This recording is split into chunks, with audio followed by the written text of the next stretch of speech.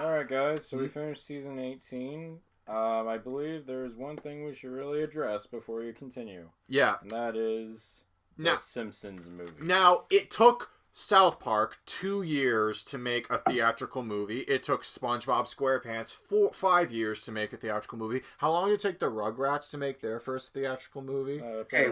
Quick question. When did the Rugrats start?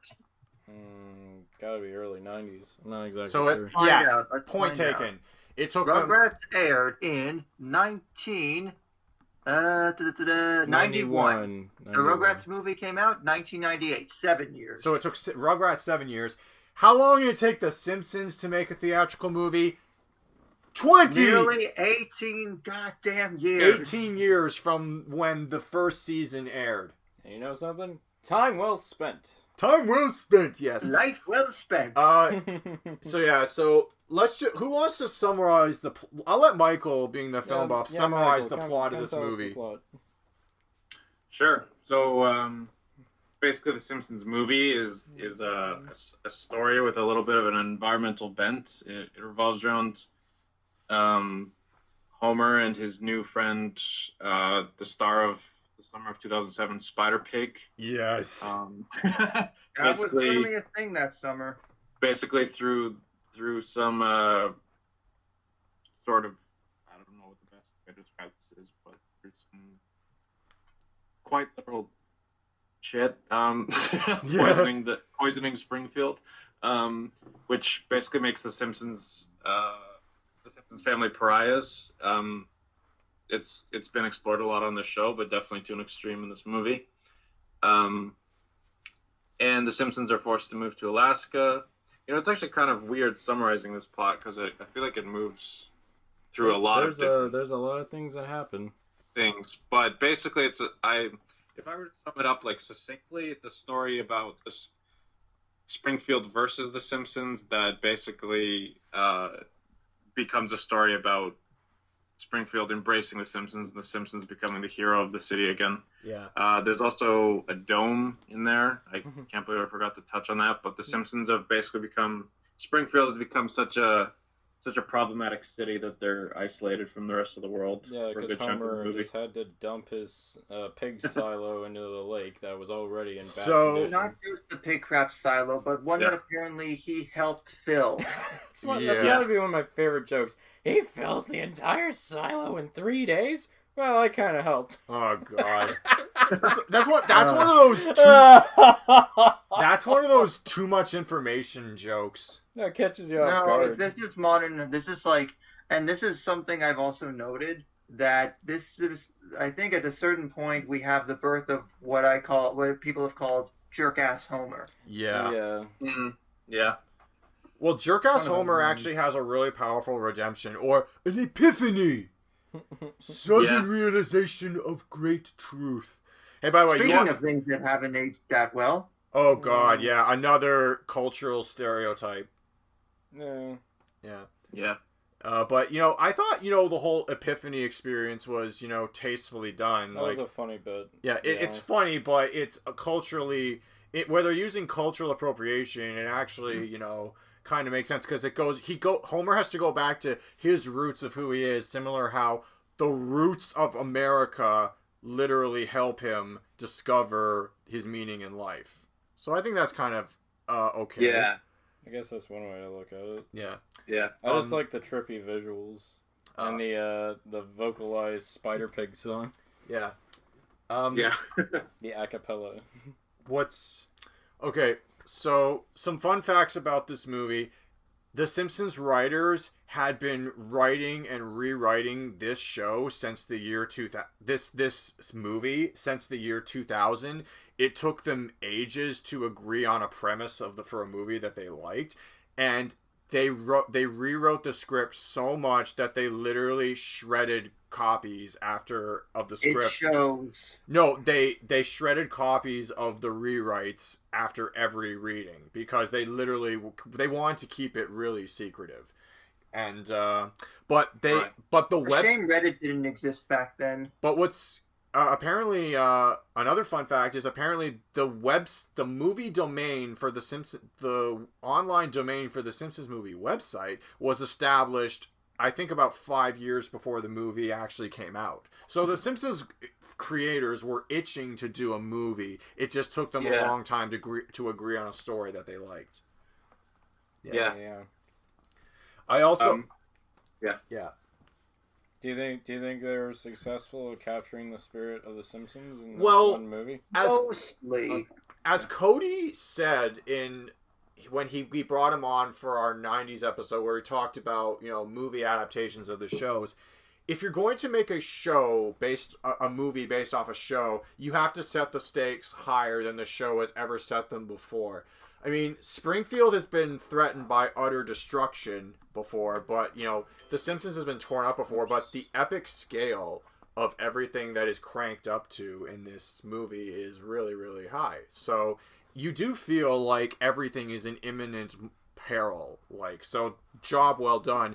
The jokes are also funnier than they had been, in the previous season 7, season 18. I see what Josh means when he says sort of, because it is basically a blend of the best elements of the golden age of the Simpsons and some of the lesser elements of the Silver Age. Yeah. My whole thing about this movie, the Simpsons movie, is The Simpsons has been around for longer than I have, so I've never not grown up in a world with The Simpsons. Been watching it, for decades now, but there was this feeling of, I remember watching the show as a kid and thinking, is a Simpsons movie ever gonna happen? And then when it was it was just rumored for so many years that when it finally happened, I was so happy for it to finally happen. I just remember having the biggest, fattest grin on my face when they show the Simpsons theme song within the context of the movie. And I think considering it was that much hyped up for me, I think it did a very good job. I do feel like it's still a pretty crowd pleasing kind of movie. I was so excited to see it. I like the fact that they brought back some talent from the Simpsons classic kind of era. They brought back a lot of writers, and they employ Albert Brooks comes in as the main villain, which is funny. That's what I was gonna say. He's the perfect kind of pick, as a recurring guest star to be that villain. Russ Cargill is the guy from the Heartbroken Kid, the sort of the fat camp leader, but played up a lot more. Albert Brooks does to ham up in a lot of his guest voices, but this is to another degree. Yeah, absolutely. It's weird because when I watched the Simpsons movie, I hadn't watched every single episode up until that point, and now that I've done the Simpsons binge of watching every single episode up to that point, it felt oddly it really enhanced the experience for me. And there was one moment, I didn't even realize this the first time I watched it, but when they successfully blow up the dome and they're careening down the glass and it starts ripping to pieces and they lose control and they end up flying over, and I didn't even know this when I first watched it. It was the Springfield Gorge that they pass. And then in a way, Homer finally accomplished what he could not in the second season. Yes, it just took a magic slingshot from Bart. It's funny because Bart couldn't have gone over that gorge by himself. Homer couldn't have gone over that gorge by didn't go over that gorge. And they really needed each other. It was only when they did it together that they overcame that fucking gorge. Yeah.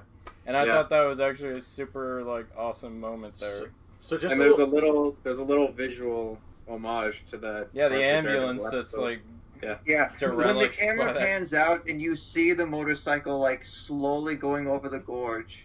Yeah. Something about seeing that on a really big screen just sort of adds a lot of gravitas to what they were trying to do in Bart the Daredevil.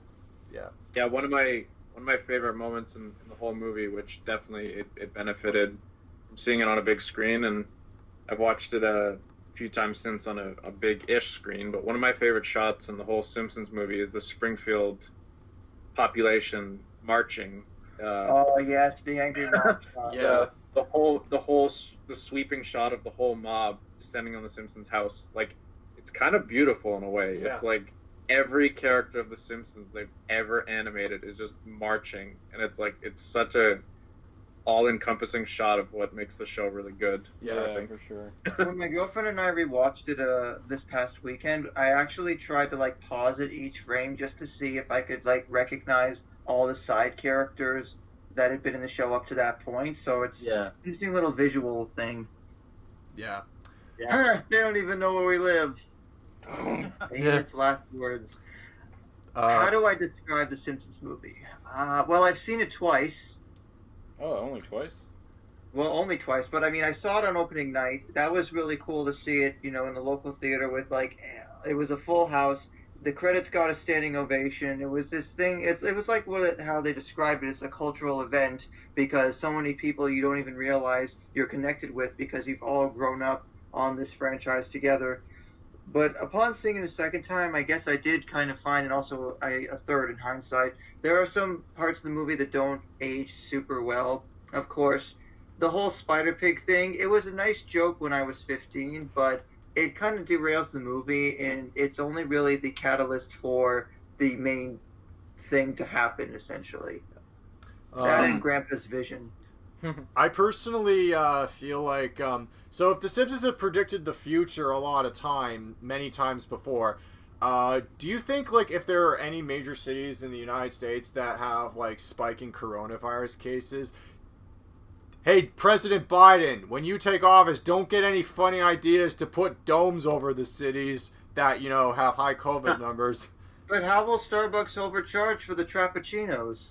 Oh, yeah, let them, run out of all their supplies. Let Starbucks, lose all their stores in those cities, The midpoint is where things get kind of... I mean, the movie foreshadows how the Simpsons are able to get out of the dome, which was kind of...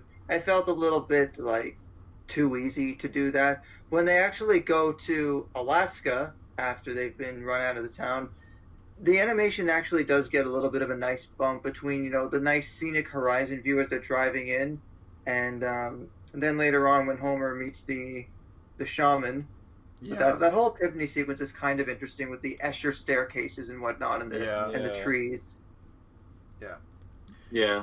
Although Grand Theft Walrus, I don't know. It wouldn't sell as much as GTA 5 would have. Yeah. Yeah. Of all the places the Simpsons traveled, outside Springfield, they never went to Alaska for some reason. But Alaska was where... Here's $1,000. But why? We pay every resident $1,000 to allow us to ravage the state's natural beauty. I'm home! That's a real thing, by the way. The Alaskan government actually does give the state new residents... Oh, so they weren't just joking. No, okay. That's a real thing. They will pay, new residents to the state $1,000, and part of it does go to the oil company. Part of it is, a contribution from the oil companies, but, that's a real thing. Or at least it was a real thing. If you talk about the Simpsons movie, you cannot do so without mentioning one of the most prophetic jokes the Simpsons writers didn't see coming.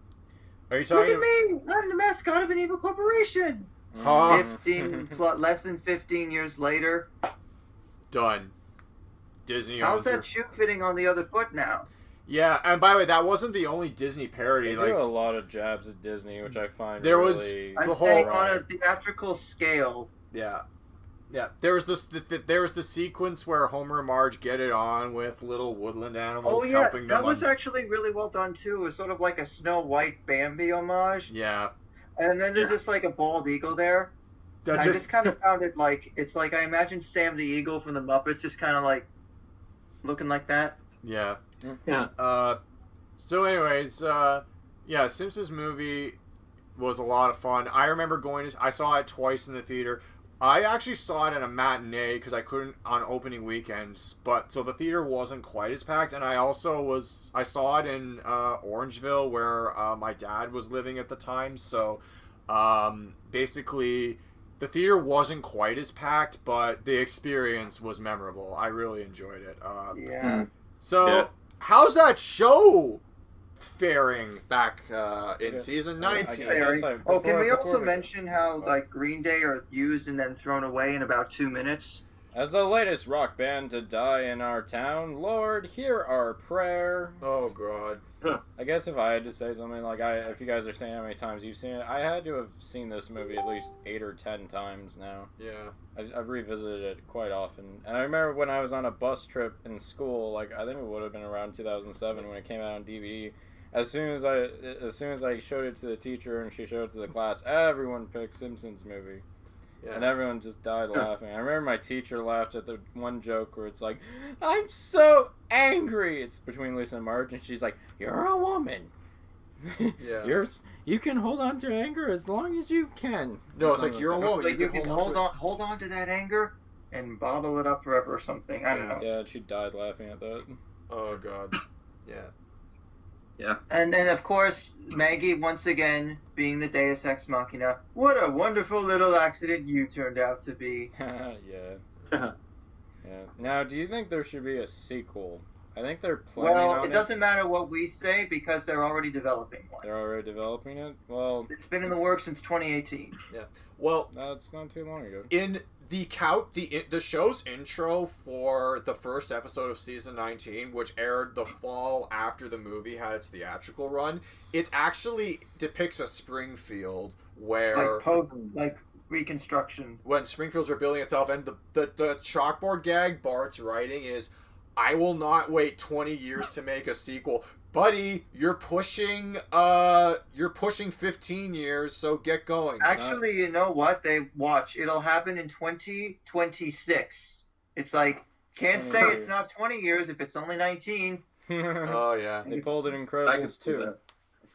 What was I going to say? Well, do you think they should end the show on a second movie? Yes. I think is what I wanted to say. Yes. Let me phrase this with another homage to your SpongeBob episode. Did they try ending it after Sponge Out of Water? No. Rest my case. Aww. So you think it's just... You just think it's going to spike popularity... Sorry, Michael. You just think it's going to, like, re-spike the popularity and Fox won't let it go and they'll keep going for many now more it's years? Disney, so that answers itself. I was going to say, I don't know the hard facts on this and I can't source it, but I seem to recall one of the main voice actors like kind of letting slip that they were contracted for 2 sequels to the Simpsons movie. Oh Christ! I feel like that's a Harry Shearer thing to do. Contracted doesn't mean it'll happen, but it's just like interesting to think that we might one day see a trilogy. Well, they can't last another 20 years waiting though.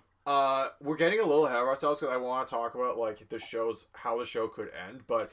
I have a feeling that it might come to one of the key cast members, like Julie Kavner, passing away, or Dan Castellaneta. I gotta say, they've been pretty lucky so far with their main cast. Because what are they good? Or if they find a way to keep it going after, let's say there's an episode, because Julie Kavner I think is the oldest of the family cast members, and her voice has aged the worst. We'll talk about that later.